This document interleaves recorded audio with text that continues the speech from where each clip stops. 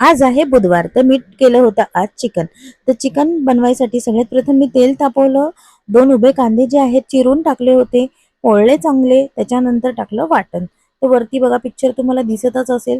तर मी 3 टोमॅटो घेतले होते, 4 कांदे घेतले होते पोळून, 2 वाट्या घेतल्या होत्या खोबरं सुकं, आलं आणि लसूण घेतलं होतं. तर टोमॅटो जे आहे ते मी वेगळं वाटलं होतं आणि आलं, लसूण, कांदा, खोबरं हे जे आहे ते वेगळं वाटून मग मिक्सरला लावलं होतं.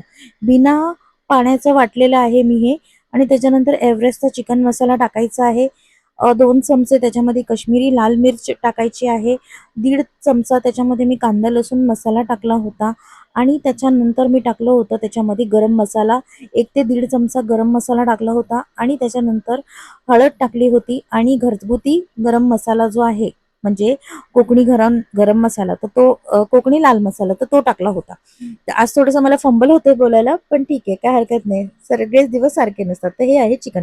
तर 1.5 किलो चिकन मी घेतलं होतं. चांगलं मसाल्यामध्ये एकजीव करून घेतलं. पहिलं त्याला व्यवस्थित थोडंसं शिजवून घेतलं मी पूर्ण मसाल्यांमध्ये न पाणी टाकता. थोडंसं आधी मी पाणी टाकलं होतं कारण बुडाला मसाला चिटकत होता कारण चूल खूप जास्त पेटली होती.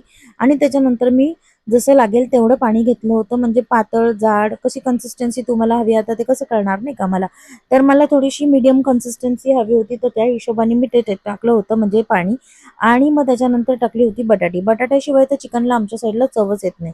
आणि चिकनमध्ये मी कोंबडीचे पाय देखील टाकले होते. काय काय भागांमध्ये चिकनचे पाय खातात आणि काही ठिकाणी नाही खात. शेवटी ज्याचा त्याचा प्रश्न आहे. आपण कोणाला काही कमेंट करू शकत नाही. चवीनुसार मीठ टाकलं होतं. 25 ते 30 मिनिटं चुलीवरती चांगलं शिजवून घेतलं मी चिकन. आणि अप्रतिम अप्रतिम झाला होता चिकनचा रसा. प्रत्येक वेळेला आपण गॅसवरती तर बनवतोच, चिकन बनवतो, मटन बनवतो, मच्छी बनवतो, सगळे नॉनव्हेज प्रकार बनवतो. पण जे पदार्थ आपण चुलीवर बनवतो तर त्याला थोडीशी चव वेगळीच असते आणि गावाकडचं जे पाणी असतं तर त्याला ही चव थोडीशी वेगळीच लागते. तर तुम्हाला कशी वाटली ही रेसिपी मला नक्की कमेंट करून सांगा. आणि जर तुम्हाला रेसिपी आवडली असेल तर शेअर करायला विसरू नका.